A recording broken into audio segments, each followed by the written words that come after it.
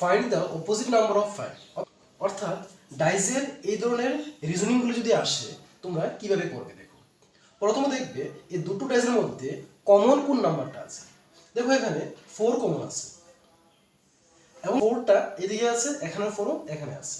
যদি এই ধরনের থাকে তো তোমরা কি করবে দেখো, এটাকে ক্লকওয়াইজ ঘুরিয়ে দেবে। তো এই যে 4 এখানেও কি আছে 4 আছে, তো 4 এর পরে কি আসলো 6, 6 এর পরে কি আসে 2।